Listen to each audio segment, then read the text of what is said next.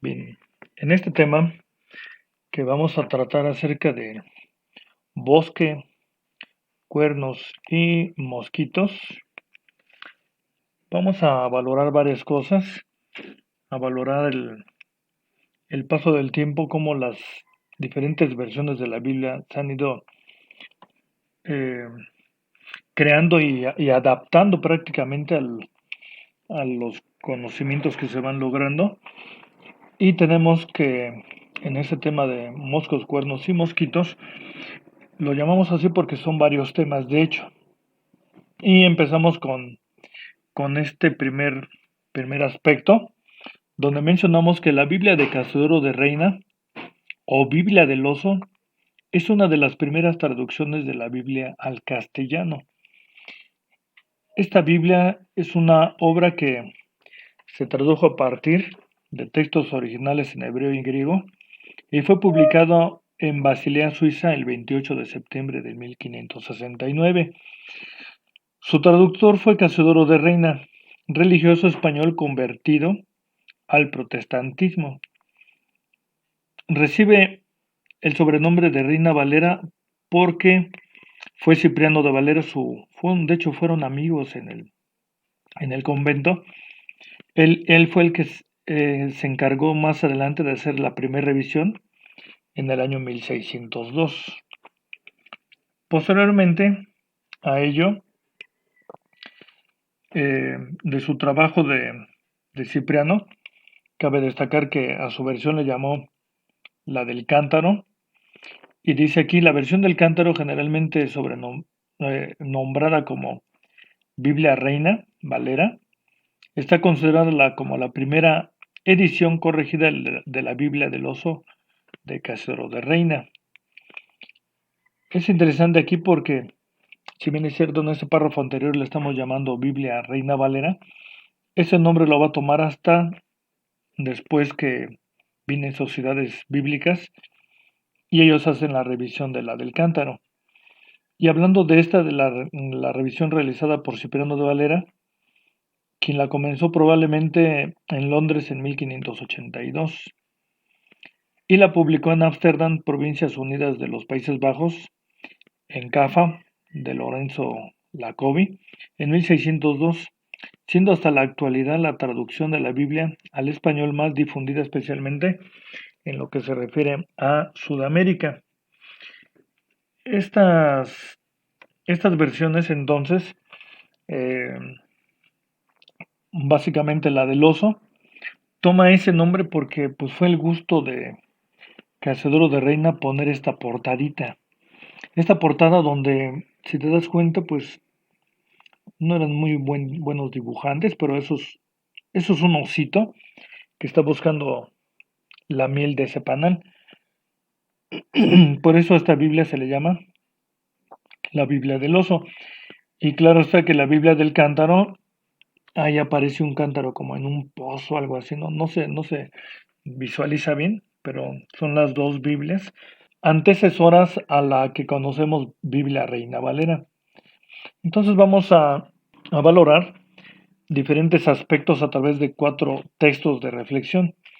Estos van a ser Génesis 49:5, Éxodo 8:16, Éxodo 34:13 y Éxodo 34:29.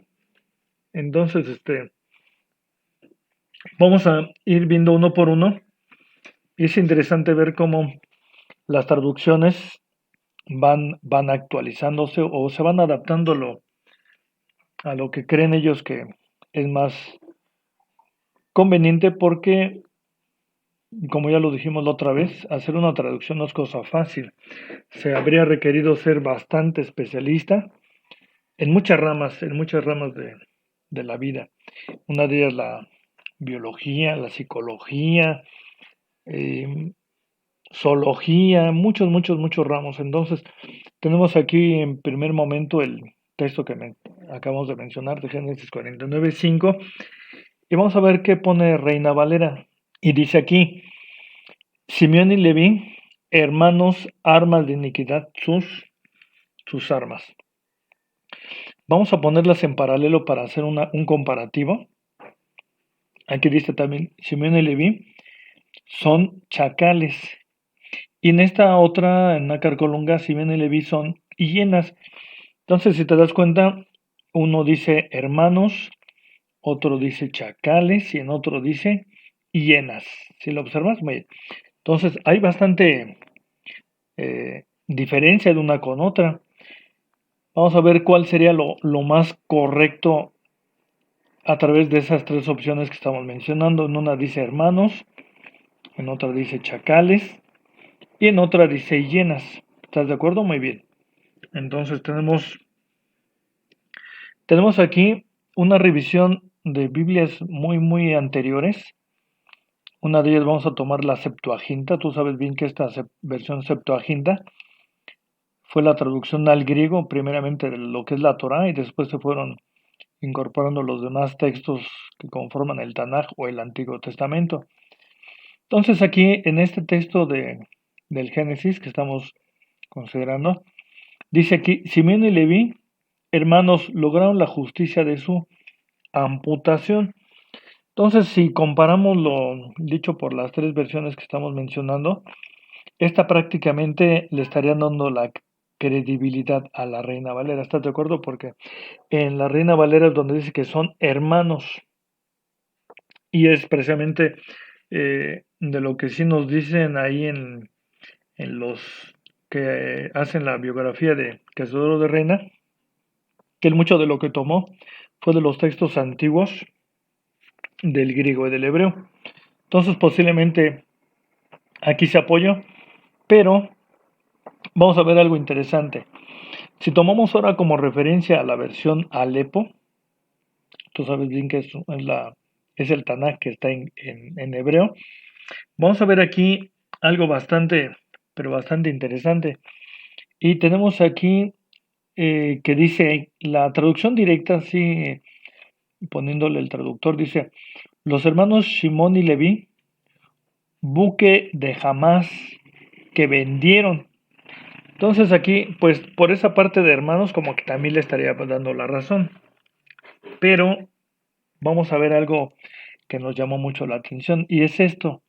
Remarcamos aquí la última palabra en el hebreo y encontramos a otro comentarista que es Stut. Y ese Stut dice que él sugiere que esta palabra en hebreo, que es mekerá, mekerá, debería traducirse más bien como mallas o sus redes. Él no está diciendo que sean hermanos, sino está diciendo que lo más correcto es que deberían de ser mallas o sus redes. Y la otra palabra que vamos a remarcar aquí en amarillo, dice que esta palabra se lee como jamás, amas o jamás, ¿sí? Y dice aquí que esta debería traducirse como violencia arbitraria. Entonces aquí nos llamó mucho la atención este traductor, porque, o este comentarista, porque él se está poniendo mucho hincapié en algo, y es en esto que vamos a mencionarte, de que dice que en todo caso se debería de interpretar que Simón y Leví deberían de ser mallas o redes de violencia arbitraria. Y como que coincide más con el texto, porque si te das cuenta o te acordarás, estos dos hombres fueron los que provocaron que su papá Jacob tuviera mucho miedo porque ellos habían ido a destruir con el pretexto a aquel muchacho que anduvo con su hermana Dina, ¿te acordarás? Entonces les pusieron de pretexto que se circuncidaran y que ellos iban a ser parte del pueblo, pero al final de cuentas fue solamente mentira y la mentira no se acepta bajo ninguna circunstancia. Entonces, es lo que su papá miró y dice, no, voy a ser el más odiado y todo lo demás. Entonces, él en lugar de premiarlos, sí los reprendió. Entonces, al decir que son mallas o redes, coincide más con textos como el que vamos a citar de Proverbios 12:12, y dice aquí, codicia el impío la red de los malvados, mas la raíz de los justos dará fruto. Y Proverbios 29:5, el hombre que lisonjea a su prójimo retiende delante de sus pasos. Entonces, si te das cuenta, el comentario de este hombre que es Estud coincide más con el mismo texto bíblico donde está haciendo mención de que la gente que actúa mal, pues como que va tejiendo efectivamente una red porque va a involucrar a muchas cosas y ellos involucraron lo que es la mentira, el engaño y el asesinato, por supuesto. Entonces, eso es lo que estamos viendo aquí, que en todo caso, si queremos apegarnos más a la razón, ni se debería de traducir como hermanos, ni como yernas, ni como chacales, sino más bien como redes de violencia arbitraria. En este segundo texto que vamos a reflexionar es Éxodo 8:16, y este Éxodo nos menciona esta parte. Extiende tu vara y hiere el polvo de la tierra para que se vuelva piojos por todo el país de Egipto. En esta versión de los testigos o del nuevo mundo que así le llaman, versión 60, extiende tu vara y golpea el polvo de la tierra y tiende que se va a tener a convertirse en jejenes por toda la tierra de Egipto. Y en esta otra dice que se van a convertir en mosquitos. Entonces mira cómo hay una diferencia entre una y la otra. Una dice que se van a el polvo se va a convertir en piojos, otro en jejenes y el otro en mosquitos. Entonces vamos a ver cuál en todo caso sería lo correcto.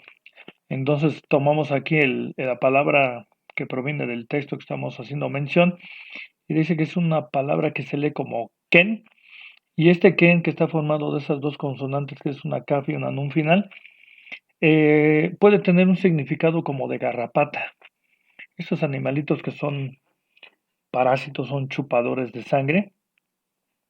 Y también dice aquí que se puede traducir como, de acuerdo con lo que estamos viendo en Éxodo 8, 17 y 18, como piojos, ¿sí? Pero claro que hay algunos que lo ponen como jejen o mosco, que viene siendo lo mismo. Ahí está el animalito esto.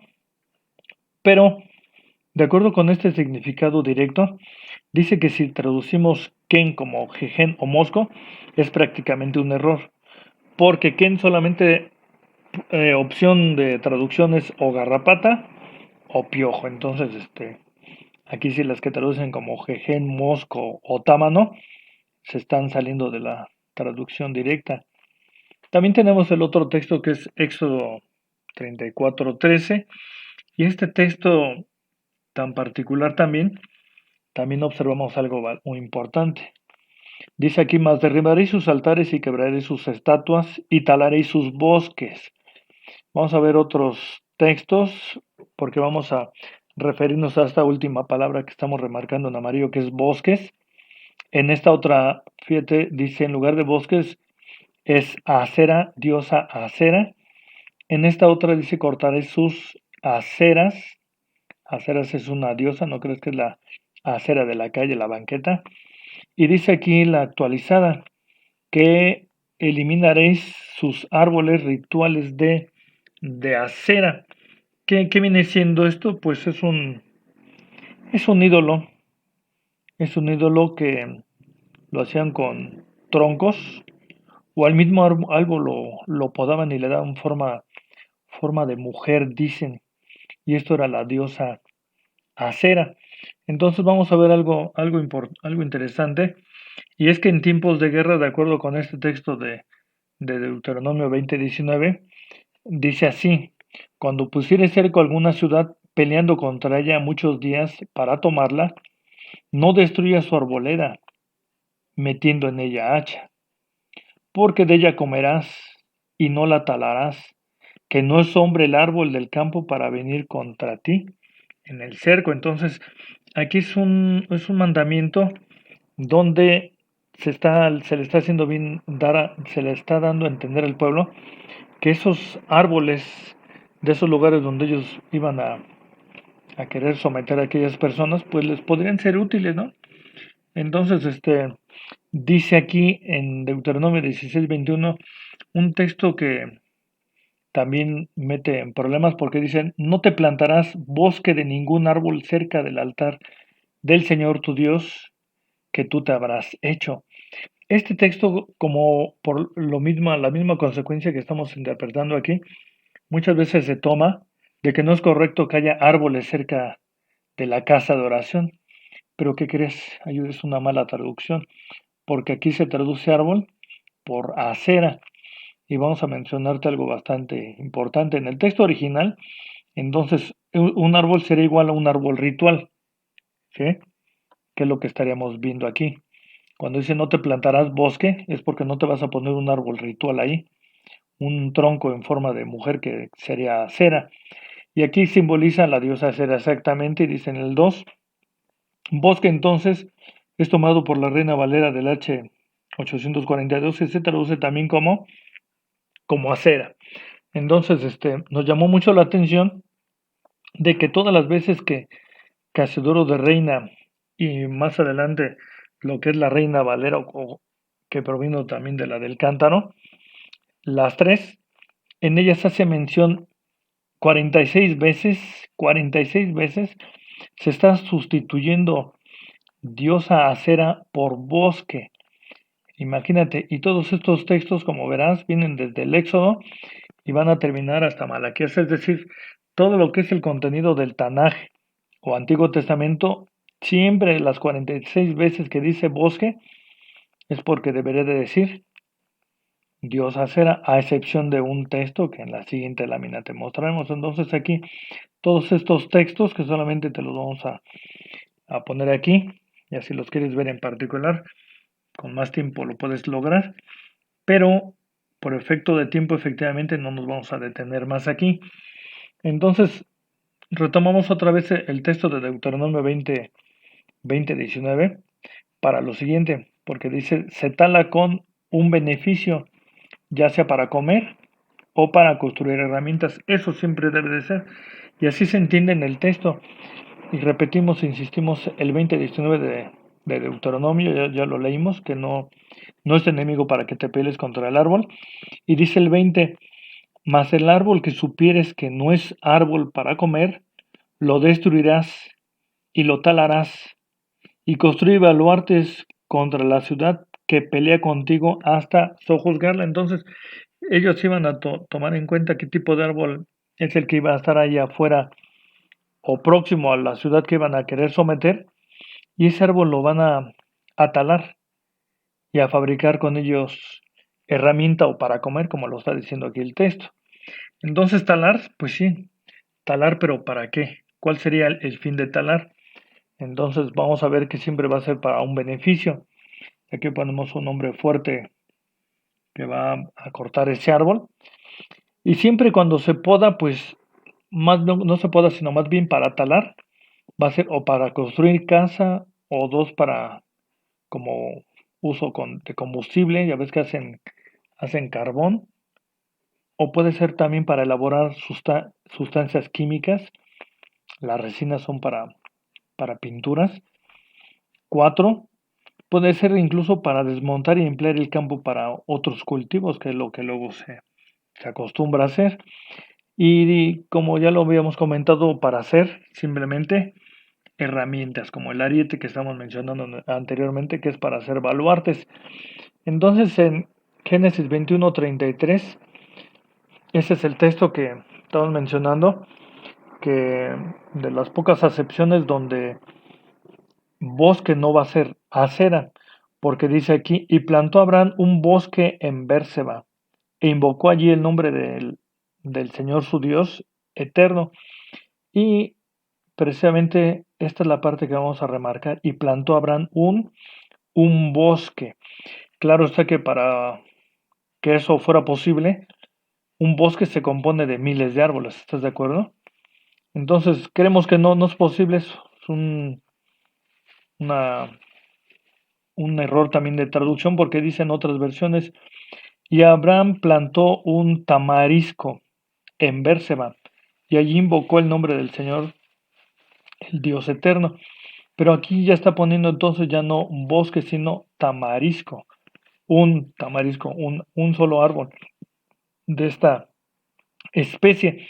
Mirando otra versión como es la nácar colunga, dice, y Abraham plantó en Berseba un tamarindo.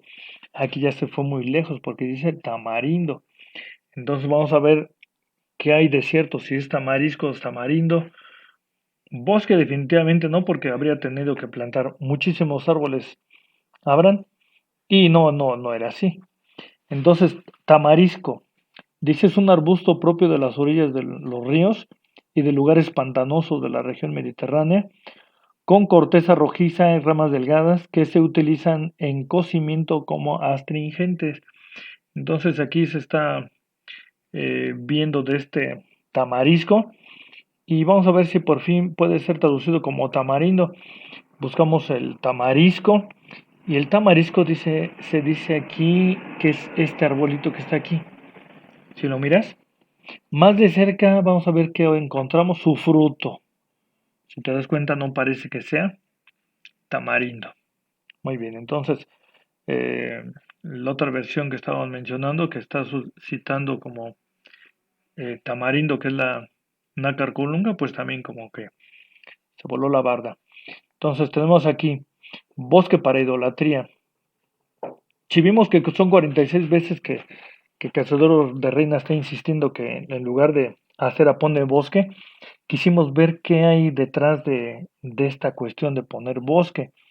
Y dice aquí, el antiguo bosque sagrado de Nemi, cerca de Roma, Italia, estaba consagrado a la diosa Diana, que es Artemis si hablamos de los griegos.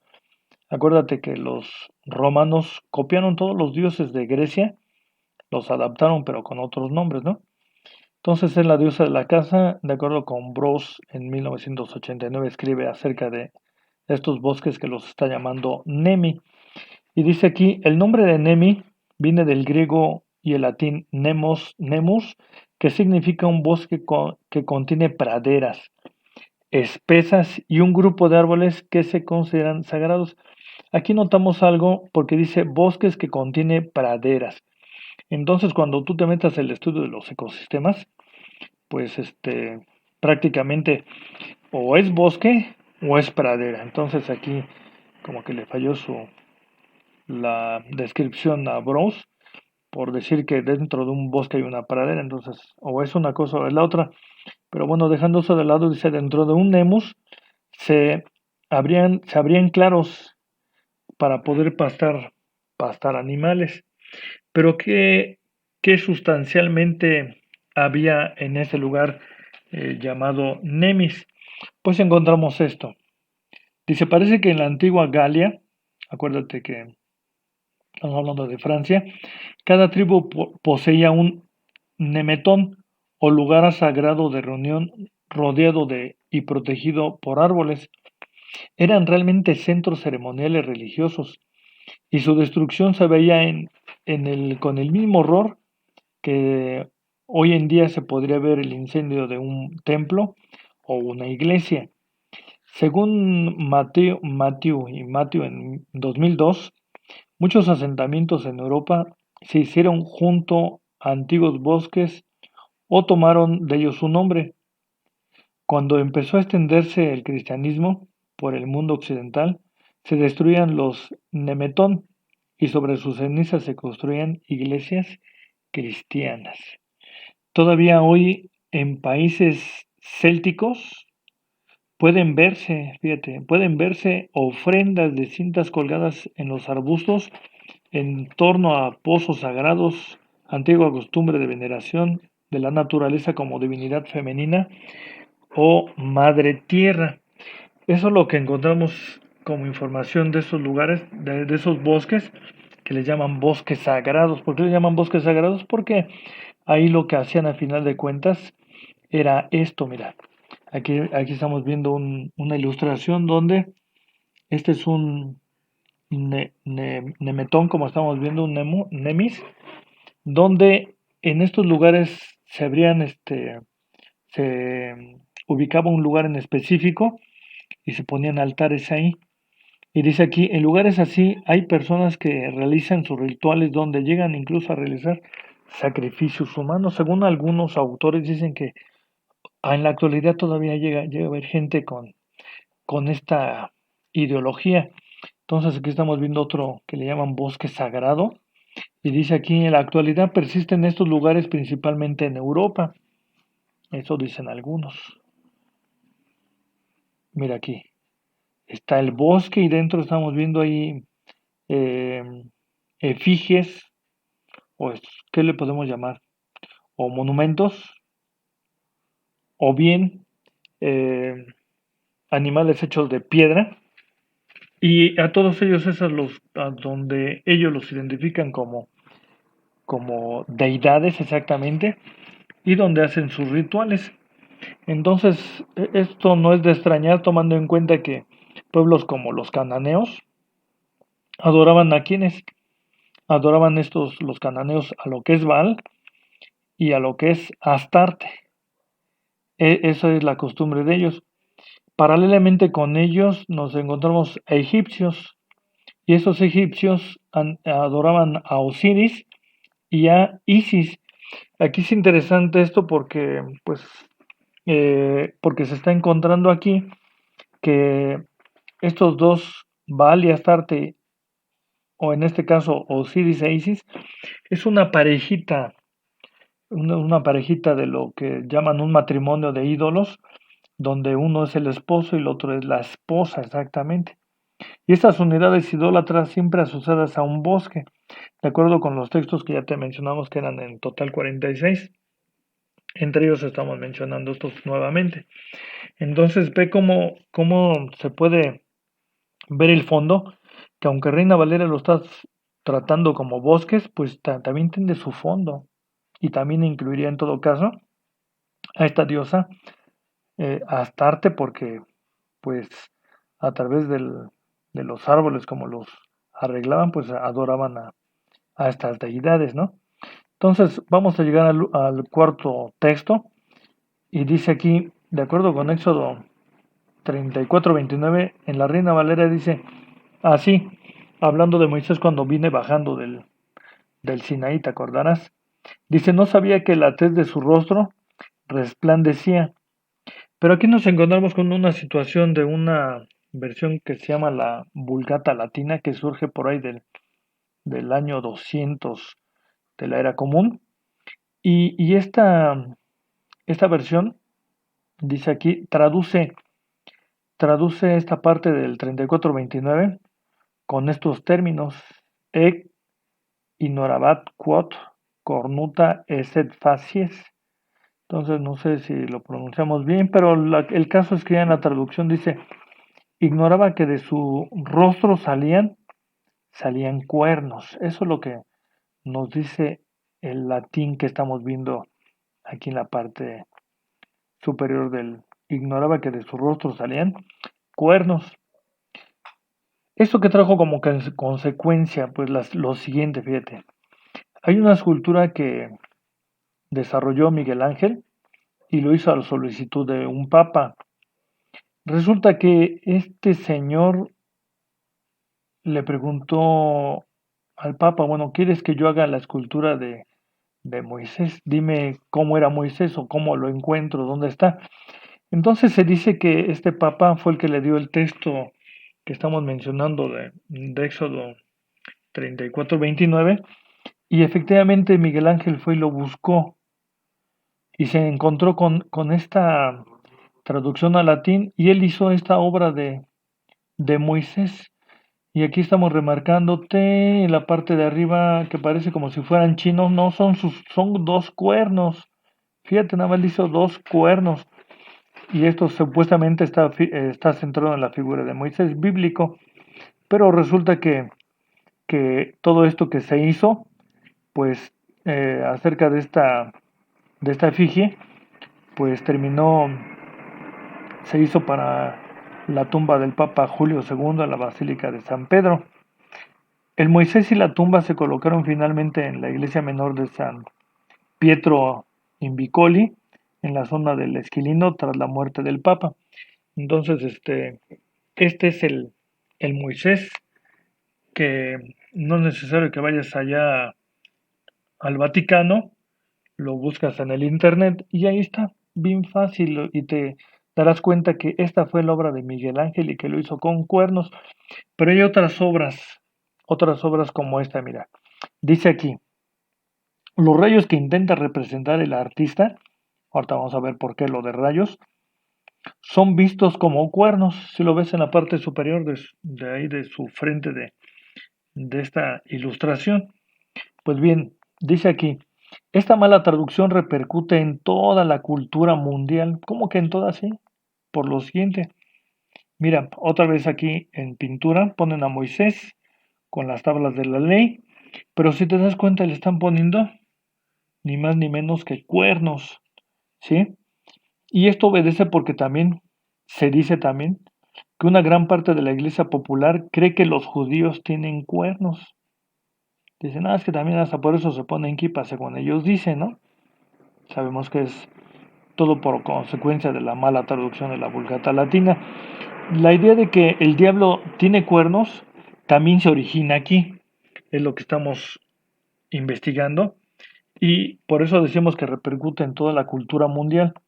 Traducción del término en conflicto, nos fuimos a ver ese término cuando dice que salían de su rostro en el texto hebreo, dice que es Karán, y Karán pues es una palabra trigramatón de tres consonantes, que es una Kuf, una Resh y una Nun final, y esta palabra por sí sola puede significar empujar, acornear, resplandeciente, figurativamente también rayos o resplandecer, o también algunos sugieren que también es brotar cuernos, por eso la cuestión de la vulgata latina, ¿no?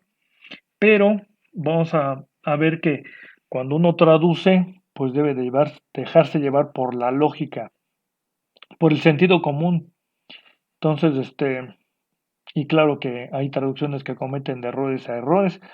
Y en este caso vemos a esta chica que está ahí como representando como que ella tiene cuernos. Y aquí otra imagen como de donde de un foco salen esos rayos de luz. Muy bien, entonces brotar cuernos y salir rayos o resplandecer es muy diferente uno del otro. Entonces, fíjate, aquí hay algo muy interesante. Aquí hay una imagen espantosa, es esta que se refiere al tal Moloch. Y dice aquí, los cuernos están asociados a cultos abominables de idolatría, de acuerdo con Deuteronomio 12:31.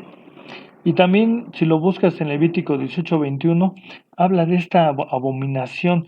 ¿Por qué de esta abominación? Porque si te das cuenta, a este ídolo lo que finalmente hacían era ofrecerle sus hijos, sus primogénitos, para que fueran quemados. Qué cosa tan espantosa. Es algo que Dios abomina. Entonces, aquí estamos viendo otra imagen igual, donde se está viendo esta ilustración de un fulano que está, según él, ofreciendo en sacrificio a su propio hijo. Entonces es algo terrible. Eso de los cuernos tiene un fundamento erróneo de equivocación y que quizás provenga de esta idolatría maléfica, ¿no? Bueno, todas las idolatrías son maléficas. Y por cierto, nos encontramos con algo muy extraño. Si ves en esta imagen que está aquí, en la parte donde se señalan las flechitas, ¿qué son? ¿Qué crees? Son cuernos. Son cuernos. ¿Por qué tienen que salir cuernos? Esa es la pregunta. ¿Sí? ¿Cómo se asocian estos cuernos? Entonces, y simplemente para retomar de vuelta el tema, hablando de Moisés, dice aquí segunda de Corintios 3:13, y no como Moisés que ponía un velo sobre su faz. Claro está, con un velo se puede cubrir la luz, si te das cuenta. Pero, ¿qué crees? Pero no se pueden disimular los cuernos.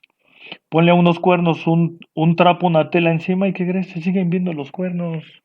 Entonces, ¿cómo es que el traductor de la Vulgata Latina no se dio cuenta de este error tan nefasto? Entonces, y que provocó eh, eh, muchos mitos, muchas creencias equivocadas y por ello la importancia estudiar el texto, pero a profundidad, no solamente por encimita. Te compartimos esta lechuza intelectual, los logos de Dr. Good, como lo que es enseñanza musical. Y si quieres contactarte con nosotros, mándanos un mensajito a estos números telefónicos para que te incluyamos en nuestro grupo de WhatsApp. Y también si quieres ser parte de este proyecto, pues te invitamos a buscar Videoteca ID. Suscríbete a nuestro canal. Si te gustó este video, danos tu pulgar arriba y compártelo. Recuerda que puedes dejarnos tus dudas y sugerencias aquí abajo en los comentarios. Activa la campanita para recibir notificaciones de cada vez que subamos un nuevo video.